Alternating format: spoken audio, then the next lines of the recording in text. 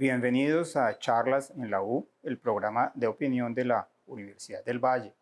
Hoy vamos a hablar de una verdadera revolución que está sucediendo delante de nosotros casi sin darnos cuenta. Se trata de la inteligencia artificial generativa. Y para hablar de eso hemos invitado a una persona que se ha interesado muchísimo en el tema a pesar de que su profesión es la de ser médico cirujano. Se trata del doctor Héctor Raúl Echavarría, a quien le agradezco mucho que haya aceptado participar en este programa. Doctor Héctor Raúl Echavarría es un médico cirujano de la Universidad del Valle, especializado en enfermedades digestivas en la Universidad de Utah en Estados Unidos.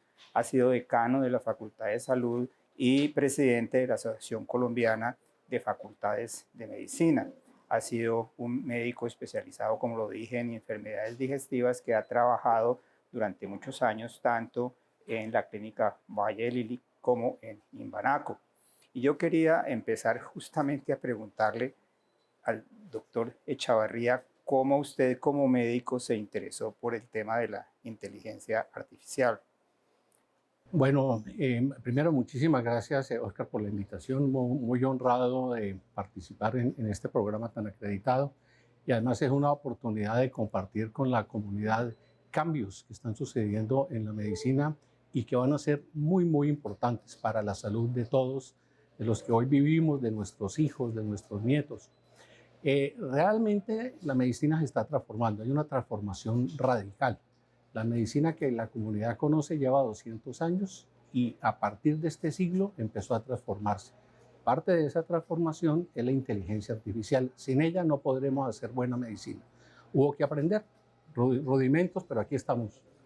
En el tema de inteligencia artificial que lleva ya en realidad muchos años funcionando prácticamente, pues desde que se inventaron los computadores hace casi 70 años, eso era un mecanismo de inteligencia artificial que se llama inteligencia artificial analítica porque funciona alrededor de algoritmos que es como establecer un grupo de pasos y de instrucciones para obtener una conclusión.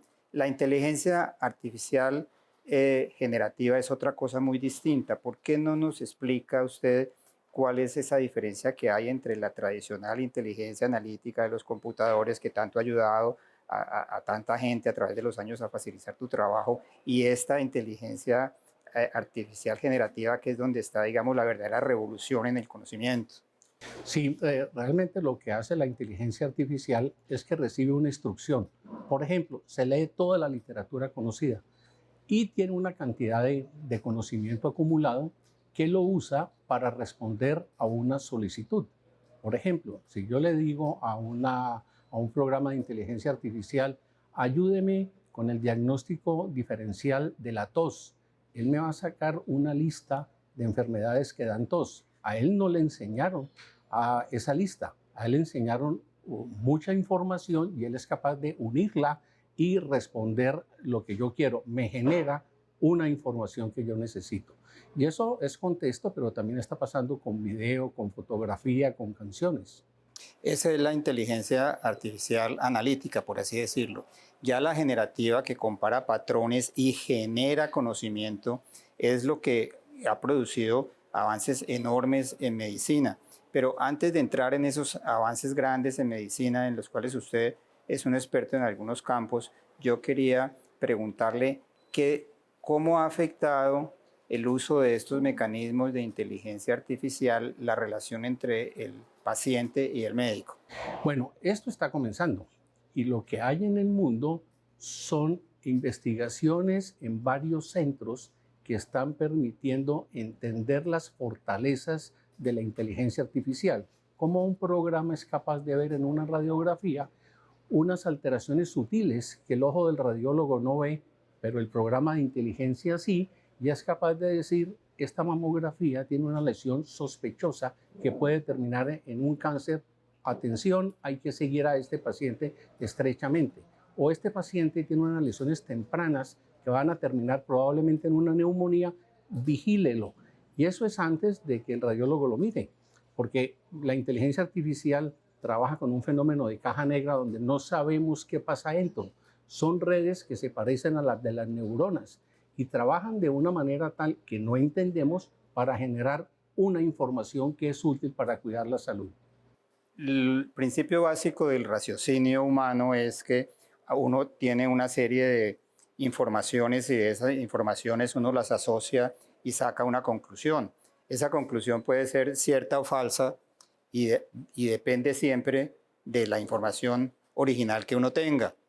Eso mismo sucede con la inteligencia artificial en el sentido de que sus conclusiones dependen de la información que se le alimente y por lo tanto tienen las mismas posibilidades de equivocarse que tiene un médico cuando se equivoca en su diagnóstico. Así es, así es. Como estos programas son los primeros, todavía hay que perfeccionar muchísimo estos programas. Alguien dijo, probablemente cuando tengamos ChatGPT 40 o 50, tengamos un programa muy sólido que se equivoque poco. En este momento se equivoca, y a esas equivocaciones las llamamos alucinaciones. Una alucinación es un error y hay que ser precavidos, hay que estar alertas de estos errores.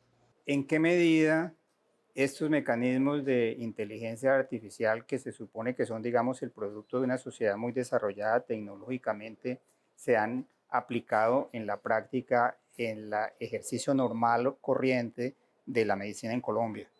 Bueno, en el mundo esto está comenzando. De modo que no solamente en Colombia hay pocos desarrollos, sino que los hay en el mundo. Hay unos sitios de frontera donde se están haciendo algoritmos de inteligencia artificial que permiten investigar problemas específicos. Por ejemplo, en este momento en Imbanaco se están con unos profesores de ingeniería de la Universidad del Valle y estudiantes de ingeniería, más el grupo de cuidado intensivo, se está haciendo un estudio para detectar precozmente neumonías en pacientes de cuidado intensivo a los que se les toma radiografías del tórax casi todos los días. Y lo que se quiere es diagnosticarlo mucho antes de que el ojo del radiólogo pueda hacerlo para hacer tratamientos precoces. Si esa investigación progresa y es exitoso, ahí hay un algoritmo con una evidencia de investigación que se puede volver un software comercial y venderlo en Pereira, en Palmira, en Armenia, y así se van a empezar a distribuir estos programas. Ahora, hay unos algoritmos más complejos que Google, por ejemplo, en febrero pasado, este febrero, acaba de sacar una investigación publicada en una revista médica importante que habla de un algoritmo que funciona como un médico, que es capaz de entender las quejas del paciente, de interpretar su historia clínica previa, la de su familia, los estudios de genes si están hechos, los estudios de laboratorio, las radiografías, etcétera, todo para manejarlo integralmente. Porque hasta ahora los programas son específicos para un punto específico. He oído que una de las principales ventajas, por así decirlo, de la aplicación de mecanismos de inteligencia artificial generativa en el consultorio es el hecho de reducir drásticamente el trabajo burocrático del médico. Inclusive vi alguna estadística de que algo así de que semanalmente un médico se gasta 20 horas de su trabajo a la semana en papeleo. Ese procedimiento de, digamos, que la conversación médico-paciente se vuelva de una vez un reporte escrito y que más o menos de allí se desprenda un diagnóstico, ¿usted le parece que ese es un avance importante y está de acuerdo en que eso disminuye de modo importante el papeleo? Absolutamente, te veo muy bien informado, Oscar. Sí, hay estudios que muestran que todo el tiempo que dedica el médico a la atención hospitalaria o a la atención de consultorio de pacientes, apenas el 30% se dedica al paciente. Todo lo demás son procesos administrativos y es una subutilización de un recurso humano que costó mucho entrenarlo. En este momento la Universidad de Kansas está probando con 2.000 de sus médicos un software en asociación con una empresa de producción de software de inteligencia artificial, un software que mientras el médico y el paciente hablan, el software hace la historia clínica y elabora las órdenes para exámenes de laboratorio, para radiografías, para cualquier otro procedimiento, sin que exista un teclado. A eso se lo ha llamado la liberación del teclado. Entonces, el médico, en vez de estar mirando un computador y tecleando, está mirándole la cara al paciente, está escuchándolo atentamente y el trabajo lo hace el software. creemos que eso va a rescatar muchísimo la relación humana médico-paciente. Justamente hablando de la relación humana médico-paciente, una de las críticas grandes que hay sobre el ejercicio actual de la medicina es que como es tan especializado, la posibilidad de relación entre el médico y el paciente se aleja enormemente porque solamente lo tratan para una cosa muy específica y digamos la figura antigua del médico familiar ha venido desapareciendo. Este desarrollo tecnológico que más o menos le entrega a una máquina muchas de las funciones analíticas que antes hacía el médico, ¿aleja o acerca al médico del paciente? Pues esperemos que lo acerque. Es que el problema es muy sencillo. El conocimiento médico hoy es tan extenso que no cabe en la mente de ningún ser humano. Cuando se estudió esto en el 2020, se encontró que el conocimiento médico se duplica cada 73 días. Eso hace que sea imposible que sepamos todos los progresos científicos y los podamos aplicar a la atención de un paciente en el consultorio o en una clínica. Necesitamos la ayuda de las máquinas para tener la información al servicio del paciente. Así como un avión tiene un navegador que le permite manejar todas las variables, o un carro de Tesla puede andar por una gran autopista llena de carriles a los lados llenos de carros, midiendo todos los factores para minimizar los accidentes. Probablemente en el futuro sea obligatorio manejar de esa manera. De alguna manera, ese archivo, por así decirlo, enorme de inteligencia artificial generativa está reemplazando por lo menos al médico internista. Bueno, va a ser el complemento, no nos va a reemplazar, nos va a complementar. Entonces, el paciente va a plantearnos unos problemas de salud y la máquina va a escucharlo, los va a analizar la historia clínica, todos los demás resultados. Esperamos que en algún momento estén disponibles los genes de cada persona en ese análisis, y le va a hacer al médico un diagnóstico diferencial, que el médico va a evaluar y que puede atender o puede salirse de la recomendación.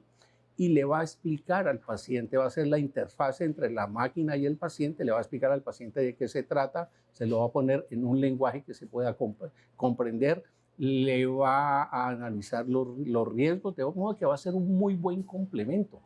Incluso se espera que los pacientes tengan al alcance de su mano, en la casa o en un celular, una aplicación que es como su consultor médico personal, que va a tener toda la información del paciente. El paciente le puede dar preguntas y cuando sea necesario, entonces se va donde el médico y le muestra lo que opinó su consejero en salud.